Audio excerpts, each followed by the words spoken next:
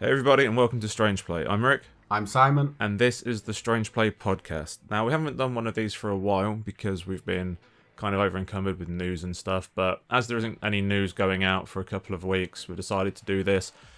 We're going to do something a little bit different with this as well. What would be normally like an hour long video or something, I'm going to cut it into two 30-minute videos to make it a little bit more palatable. Plus it gives you something to look forward to next week. So this is part one of a podcast that Simon really wants to talk about. So you do have a topic. Take it away. So this has been written, for a long time now. And we're going to be talking about why gaming is still stigmatized. So video game companies collected a lot of gold coins in 2015. Total revenues for the industry in the US hit $23.5 billion last year. A 5% jump over 2014. According to the Entertainment Software Association, the industry lobbying body, which also hosts the E3 trade show in June. That was a quote from 16th of February 2016. Who from? From the Entertainment Software Association, ESA. So I searched about a little bit, looking for numbers, and those were solid numbers. After 2015, it seems to vary a little bit. There's some conflicting reports, but from all of the reports I've seen, gaming just dwarfs everything else. It dwarfs films, music, TV, your subscription services, sport. There's just nothing that can even come close to it. It's huge. So this got me thinking, if it's the biggest entertainment media going, why is it still so stigmatized? I look at people outside one of my hobbies, this hobby being gaming, and I see that older people, especially older generations actually, they see it as a waste of time. And people outside my circle, like even in my age group that don't play, see it as a waste of time as well. And they don't consider it as a valued hobby. Yeah. And I don't really understand why that is. I think we've all met that guy. You know which guy I'm talking about, don't you? You go into work and he's like, hey, did you see game at weekend? And that's all he ever talks about. Yeah. He's just football. And it's like, yeah, okay, mate. Like, I can take some of it. But for a lot of people, being that one-track minded, it's an undesirable trait. Let's just put it that way. And I get that there's some people that are gamers that are like that. But in my experience, a lot of gamers aren't like that. It's just one facet of their character. I have met people that are one-track minded, or they're kooky and a bit oddbally, but in general, most gamers are just people. I mean, you look at your hobbies, and you look at my hobbies, and we are completely different people. We've gone over this before. Like, even when we're playing games, we are the polar opposites pretty much. Yeah, completely. When it comes to gaming, when it comes to films, when it comes to music. Well, music, I think we've got the most crossover on. Yeah, we do have some overlap in music, and I think for a lot of people, there is some overlap. But in general, we're kind of individual people. Yeah, very. And when you look at our friends, or friends of friends, there's no one that's quite the same. Everyone's got their bespoke interests. Yeah. They're not just all about games. So when you look at a gamer in TV, or even in video games themselves, I think Grand Theft Auto 5 is a good example of this. I was thinking that what's his name's kid? Yeah, Michael's kid. He basically sits in his bedroom playing video games on a 16-inch screen or whatever. Yeah. And it's like, it's very unflattering. And they normally tick all the boxes. They're socially inept, they're single, they're a bit of a loner or an outcast. The males, which is another big thing. It's got to be like, I won't say it were 50-50, but yeah, there's a lot more women in gaming than a lot of people would have you believe. It's something like 47-53. Yeah. So it's very close to 50-50. But going back to what you were saying in media, I can't recall ever seeing like the basement dwelling stereotype as a female. No, never. It's always an overweight dude dressed in skater clothes. Yeah, or some guy that's got a skin condition and he's just totally inept. Like, you look at something like the comic book guy from Simpsons, which is another stereotype, which is like, I don't know any people. I know people that read comic books, but none of them are like that. Like, not one of them. So, where the fucking pulled that from? I honestly have no idea. With comic book guy, he was like the archetypal character. He's basically the one that every other comic book guy kind of character's based on. We're going back to the thing with the football guy and the one-track mindedness of the game guy, which they do exist, but I find them very few and far between. Yeah, they're not the majority. Yeah, that's the comic book version of ours, our gamer dude. But the thing is, whenever media creates characters like that, they're always dealing in absolutes. Yeah. So he never has any other interesting things to his character. And if he does, it's fucking some stereotypical bullshit like he'll be a hacker or he'll like comics or other nerd culture. He'll be a Trekkie or something. Yeah. It's really, really lazy. And I don't think that's just a problem with video games. It's a problem for characters in general. Like, you look at American films, if there's an American football guy, like a jock, he's always a fucking twat. Yeah. He's always got girls hanging off his either arm. He always drives a fucking muscle car. It's just lazy writing. But it is one of those things where it seems to be reinforced because they just can't be bothered fucking writing decent characters. Even more baffling to me is how the games are actually viewed. Not the person, but the actual product themselves. Right. Like, what film were it where there were fucking two kids playing Final Fantasy and they're just battering the controller like they're playing a fighting game, and it's like, what's going on here? Like, there's no understanding. Or you'll be watching a soap and they'll be playing a Game Boy and it won't be on.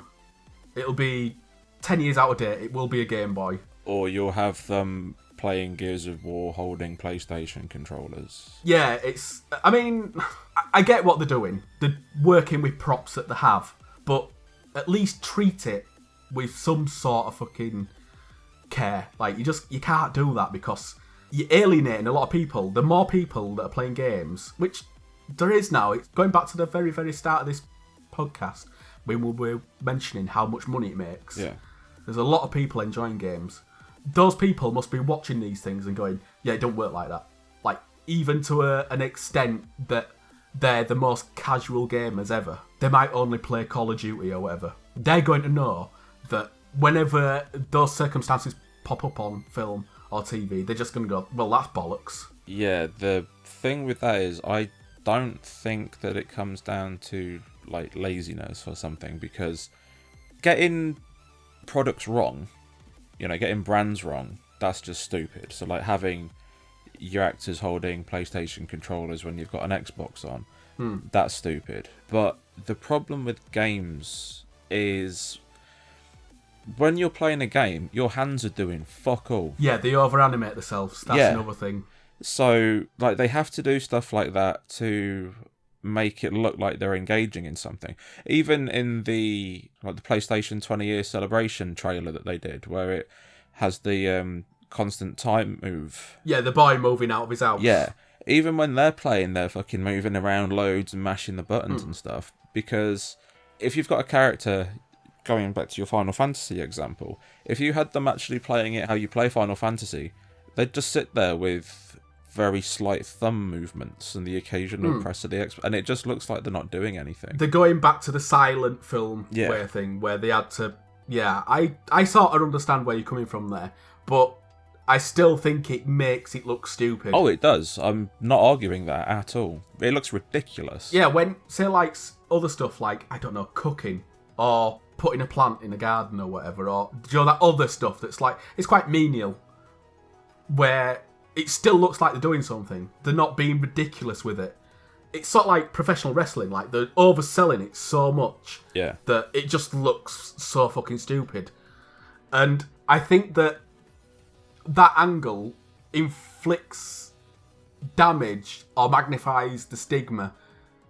It's not only the interpretation that causes gaming to be vilified. And I want to make a strict definition here. I'm not talking about vilified as in, like, the way that some communities will vilify gay people, or the way that some communities will vilify women or minorities. Like, this is a very first world problem.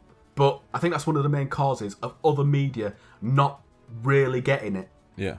Because the people that are in control, they're old, they see people playing, getting a bit animated and stuff, and go, oh yeah, that looks good, do that. And it's like, well, no, it don't work like that. You just said that if you're playing Final Fantasy, it's sedentary, that's the type of game. Yeah. You're not fucking up and about and shouting at TV and stuff. It don't work like that. But yeah, that media sort of take that low-hanging fruit, and I just find that really, really fucking shitty. Yeah. And I think we've all been there in a room with people that don't play games, and when it's brought up, there's an uneasy feeling. Like, you'll get asked what you did at the weekend, and someone will go, oh, I watched Strictly Come Dancing, or I went to a bar, or I went and played a game of football, or just normal things, like I went to go see a band. Yeah. But as soon as you say, oh, I played a game, I played online, then for people that don't really have a foundation of what you're talking about, their foundation is what's on TV when they've seen Coronation Street and they've seen someone playing a Game Boy or whatever. And it's always been a kid or some socially inept person. Yeah. It's like, they don't know how to react, and it's like, oh, are you wasting your time? It's like, it feels like a dirty secret that I'll often just not bring it up, because it's just not worth it. Because again, it's one of those things where it's like, you did what? Why would you do that? That's pointless. It's like, you'd be less embarrassed just saying, oh, you know what? I fucking put Pornhub on and I fucking whack myself raw for the weekend, because that is less embarrassing than saying I spent a weekend playing a Greek god in a fighting game, because they cannot relate to that. No, it's true. I've got groups of friends who well into football and things like that, and they'll be all sat around talking about football. As soon as I bring up a game of some description, it's like, oh, here we go. And other groups of friends as well who like will actively kind of mock it still, even though we're in our 30s and 40s. Yeah, and you're grown out of it yet. But then it's like, oh, what did you do? Oh yeah, I watched the new Guardians of the Galaxy film. I'm like, well, why is that any different? And it's weird as well, because gamer, the term gamer, as far as I'm aware, it's the only tag that people get. Like, I enjoy books, but I'm not umbrellaed as a reader. You know, I watch movies all the time, but no one calls me a watcher. And I listen to music. There's no name for people that listen to music, because it's just a given. It's just a normal thing. You just expect everyone to do it. I think that's where the root of the problem comes from, though. I think it's the fact that it has a tag.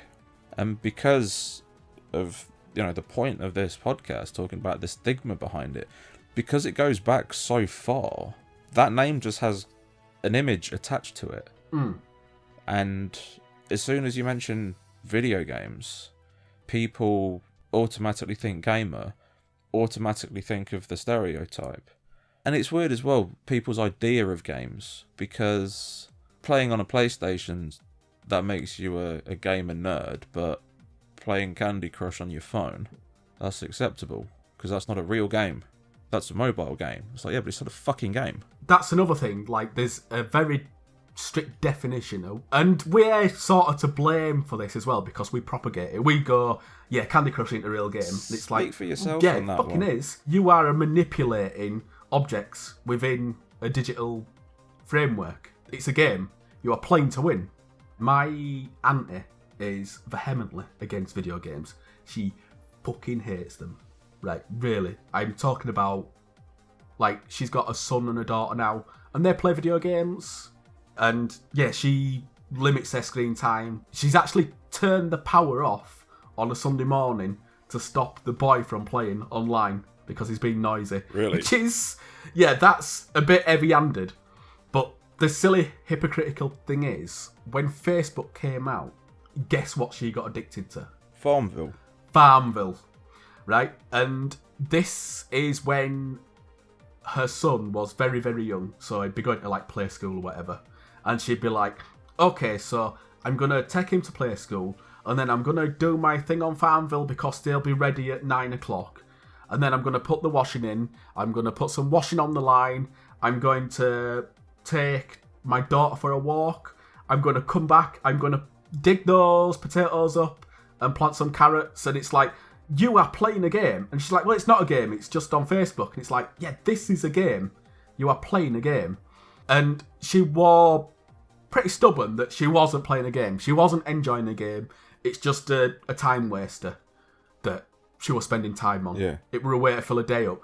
But she was basically planning a day around when the clocks were done ticking in Farmville, which I found really, really amusing. And I have another person in my life that's like this. She's my hairdresser. She's a travelling hairdresser. She don't have a premises. She just comes to your house. Right. And she'll say, she asked me what I've been doing and stuff, and it's like, well, it's my fucking house. So I'm going to talk about what I want. Yeah. And if you like it or not.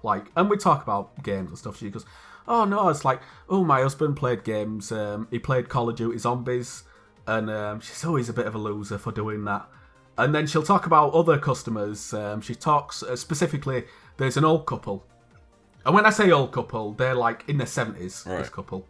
And they buy every single Lego game that comes out. Yeah. She's told me they pre-order from Argos whenever a Lego game comes out, and they play it to full completion. She knows about the true Lego modes and stuff like that. That's awesome. And she's like, I mean, I've met her husband. She don't live that far away from me. He's a working class dude. He's not a nerd or anything like that. He's just a guy. Yeah. So she's got that example. She's got the 70-year-olds. She's told me about other people as well. This person does it, or this girl does it, that she goes to dye her hair and stuff, and it's like, all right. And she's, do you think any of those people are weird? She says, no, not really. And it's like, and then she'll start talking about games again, and she goes back to what we were talking about, the person living at home with their mother. Or, do you know, the person that can't keep a job down, or there's just all the tropes. And it's like, well, you've got examples there. You're married to one. You see me, I've done quite well for myself. I'm not exactly, I don't fit into any of those categories that you're talking about. The 70-year-olds, again, break another thing. They're a lot older than the average gamer. So, despite having all this information firsthand, it's like, she'll tell me, do you remember when we covered the Fortnite addiction? Yeah. She'll talk about stuff like that, and she'll go, oh yeah, this happened and that happened, and it's like, well, yeah, these are very, very fucking minute cases that have been sexed up to sell newspapers. Yeah. She's very, very keen to sort of demonise gaming a little bit. Yeah, to snag onto those stories because it fits a rhetoric. Yeah. But in the reality, like, she knows a lot of gamers that they're just fucking people from all walks of life. Men, women, like dude bros. Her husband's a bit of a lad, Jack the lad. Yeah. It's very frustrating for her to have the evidence there, and it's just like, I'm going to ignore that and concentrate on this because I don't know. Like, that's how people work. They like to have their preferences reinforced. And I think it's a little bit belittling when you find yourself in a situation like that, because it's like, well, I'm evidence that that's not the case. Your husband's evidence that that's not the case. Your kids are evidence that that's not the case. The other people that you've met are evidence that that's not the case. So how much evidence do you need before you change your mind? Like, what needs to happen before you come to a conclusion? And it's like, well, hang on a minute, this is clearly bullshit. What the newspapers are talking about. Does she read The Sun? I don't actually know. I have a feeling she does. When she comes over, ask her what newspaper she reads, and I guarantee it's The Sun or the Mail.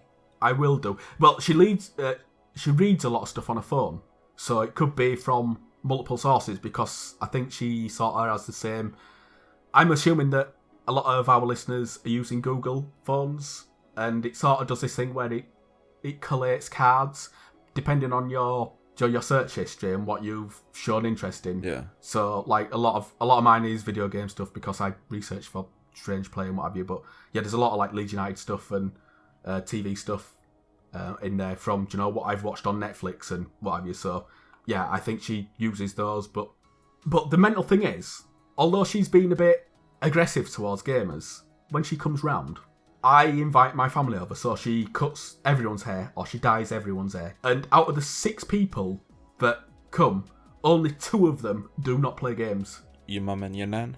Yeah, basically, yeah. She plays games, but she won't acknowledge that the games, we're back to the Candy Crush thing. Like, yeah it's not a real game, it's...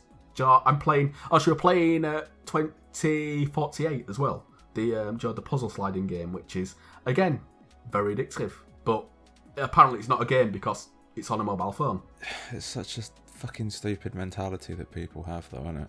And that's the thing, people play games, but they don't consider themselves gamers, which is the label that has somehow become a thing. Like, we've talked about it, and like, what mentality has come to the front to sort of manifest this title as a gamer? I mean, we sort of call ourselves gamers, but in reality, it's a small part of our identity.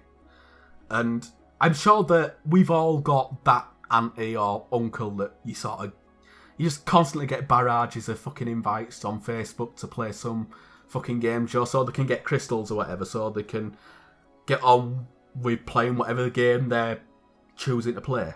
It's weird that our circle in particular draws a lot of ire because it's a gamer circle, which is... It's a pretty fucking obtuse way to look at it, to label a circle like that, because in all honesty, I don't really like the term gamer. No. I don't like the term player. It's just a hobby. Yeah, and it's kind of fucking stupid. I think within the realm of people that don't consider themselves gamers and they sort of see games as a little fun time waster, if there were a way to bring those worlds together and go, hey look, have you tried this? I see you're playing this game. How about having a look at this, Joe? Something that's got a bit more substance to it. Yeah. Would be a way of melding worlds. Well, that's kind of like, or at least how I'm interpreting it, Pokemon Let's Go Eevee and Pokemon Let's Go Pikachu. Because people play Pokemon Go, but don't consider it a video game. No. It's just to fuck about on their phone while they're getting exercise or whatever. So, the way that Pokemon Let's Go Eevee and Pikachu looks is to kind of grab people's attention who play Pokemon Go and be like, hey look, here's something else that you can do. And then add a bit more substance to the mobile game.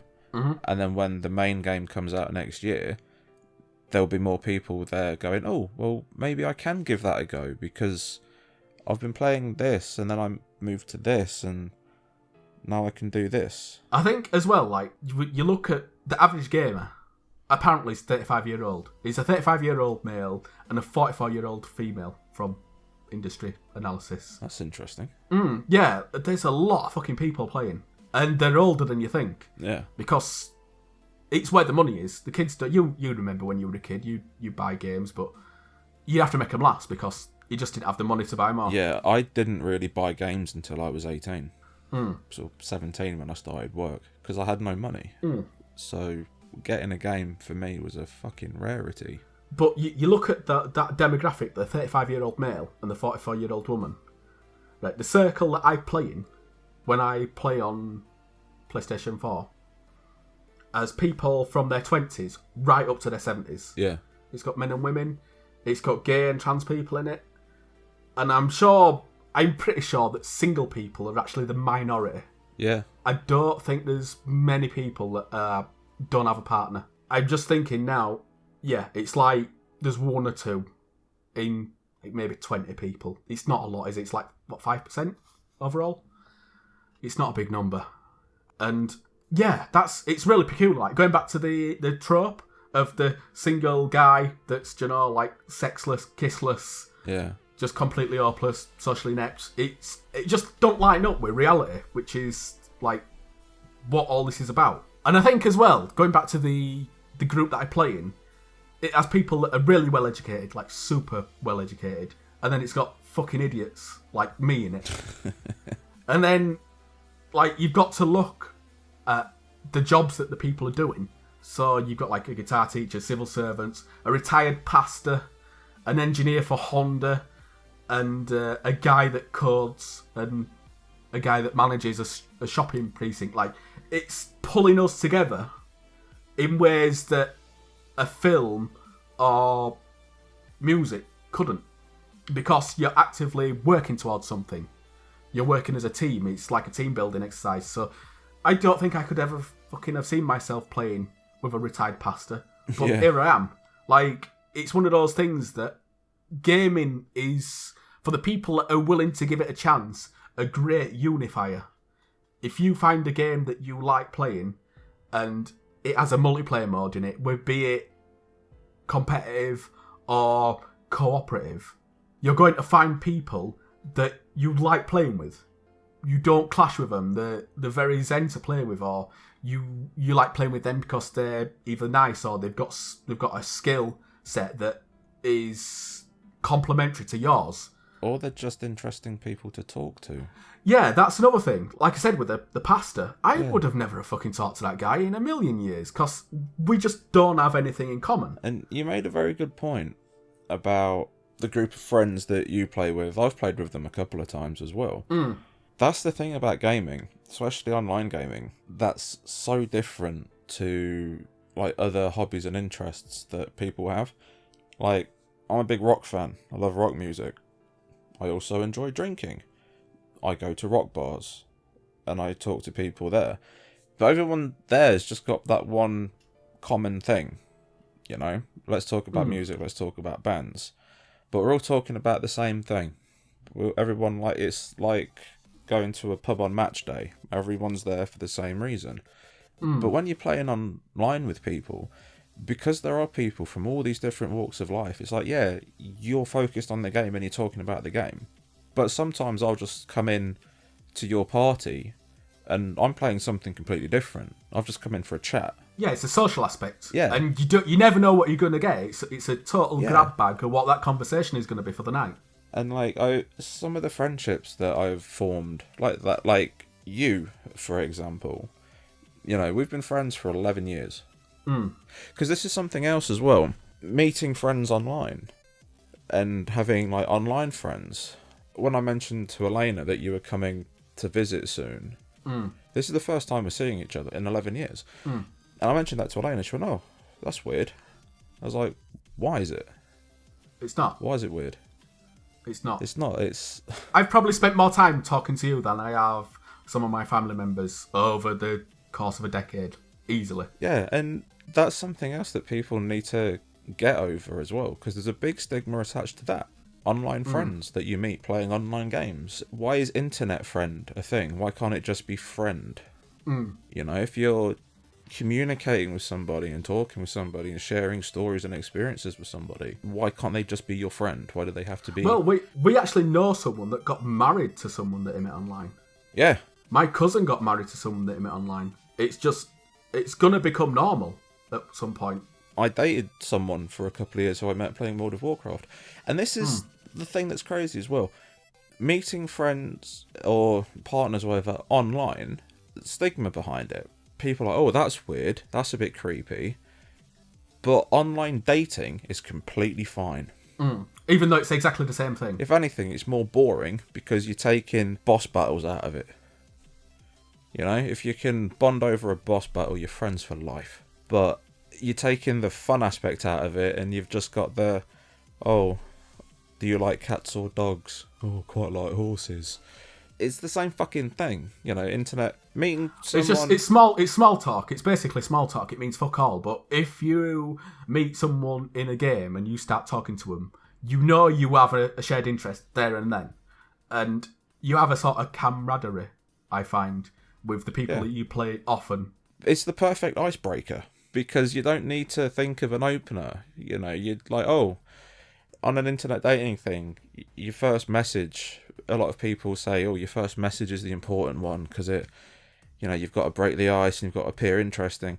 But if you're doing something online, like, "Oh, hey, you're doing this quest. Do you want to team up? Let's chat while we're doing it." It gives you a better example of what that person is as well. So, like, if they lose a temper, or if they're helpful, or if they call out, or if they're vocal, if they call out enemy positions, or if they say, "Hey, there's some loot here. Do you want to pick it up, Joel?" They share it. Like, it's a very good way of judging someone's character to how they would be in real life. In dating apps, not so much, because I mean it's just small talk. It's just rubbish. And you've got just as much chance of being catfished on a dating site than you have on an online game. I think the crazy thing about gaming as well is you can, like, going back to when we used to play Halo. We used to play Halo 3 a lot. Do you remember? The good old days. And we rubbed shoulders with people that were unemployed, people that were in education, people that were doctors. There were fucking doctors there. Like, there were all walks of life in that Halo squad. And it just, everyone just got on. There were no arguing. Everyone respected each other. We looked after each other. And that sort of community is sort of the epitome of what a gamer actually is. Yeah. To use the term that we don't really want to fucking use because we don't particularly like it. So when we look at a stereotypical gamer, it alienates us because there's this really weird juxtaposition of like, hang on a minute, that's not me. That's not any of the people I know. Yeah. And yet it's still used to represent us as a group, which is just, it's stupid. Now, I do think it's going to change because the people who are making movies, the people who are making TV shows, they're now people from our generation. They're people that play games. Like, there's a director called Jordan Vogt Roberts who did Kong Skull Island, and he's currently championing to do the Metal Gear movie. Listening to him talk about games is fascinating, and listening to him talk about games and movies and the relationship between them is absolutely fascinating. Like, I soak up every interview he does, everything he does. We might actually get some decent fucking game films at some point. But that's the because thing. Of that. Because we've got people who are passionate about gaming, much like we are, now in the position where they're making films and making TV shows. Yeah, Rockstar have Mike's son, but that's like, oh, well, that's obviously a commentary on how society sees games. It's like, yeah, you're trying to be clever, but you're not helping the fact. You're now going to get people who are like, okay, here's little Timmy. Timmy plays a game.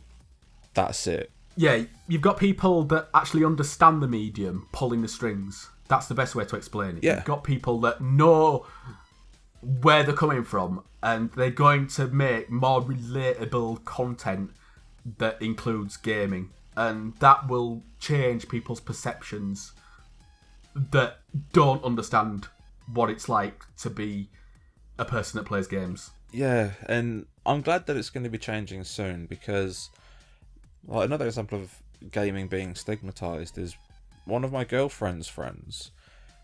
Her kids, they're under 10, and I had a Wii. A spare Wii that I wasn't using, and I said, I've got a Wii.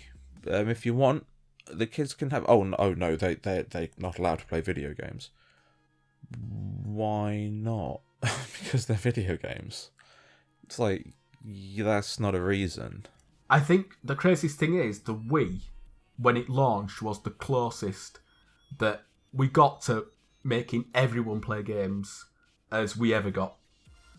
You know, or at least from my experience, and from people that I've talked about as well, like Christmas Day, everyone's round, everyone's had a drink, the Wii gets turned on, and everyone's playing bowling.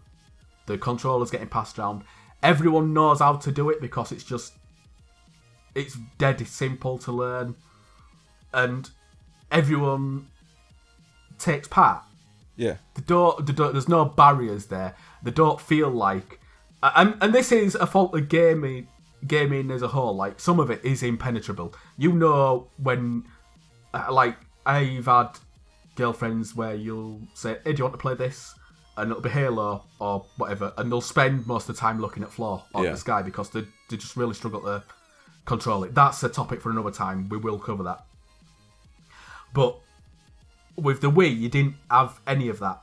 Yeah. And I think to see my little cousin, who I talked about with my auntie, playing alongside my grandma. Yeah. And just the age range is between like fucking 3 and 80. And everyone having fun, everyone felt involved. There were no upsets or anything like that. It was just nice fun. Like it was like when you go to the bowling alley, when it's someone's birthday party or something. It was just like that. It broke down social barriers as well. Like when the Wii came out, I worked in hospitals, and I'd be doing my rounds, and I'd see groups of doctors talking to cleaners about Wii Sports. I'd never see them talking like that before. You'd have the people who cleaned fucking blood and shit off the floor, and the people who were like, "Oh, I save lives," for the first time, going, "Oh, did you get one? Yeah. Oh, what are you playing on it?" And everyone would be talking about it. And yeah, up until that point, I'd never seen anyone like acknowledge each other like that before, especially in a hospital environment. I'd see it in the different departments I'd work in. You'd have people who didn't care about PlayStation or Xbox, so all of a sudden playing on the Wii. That had a trickle down effect onto the DS as well, with brain training and things like that. Yeah, Nintendogs and stuff. My old boss, she bought a DS for brain training, and she got Mario with it. So she just started giving it a go. And she'd bring her DS in whenever she was stuck on a level to give to me. To get past that level for her so she could carry on. Like we talked about with Joe rubbing shoulders with walks of life that you just naturally wouldn't talk to in your day-to-day life. Gaming has that incredible ability to just break down those walls. It doesn't matter your creed, your colour, your age. It's just... or nationality. Like, there's people that I talk to that are like from all over Europe, all over America, and everyone's on the same page. It doesn't really matter. People are grateful that there's people there to talk to. There's always someone there. It doesn't matter what time you go online.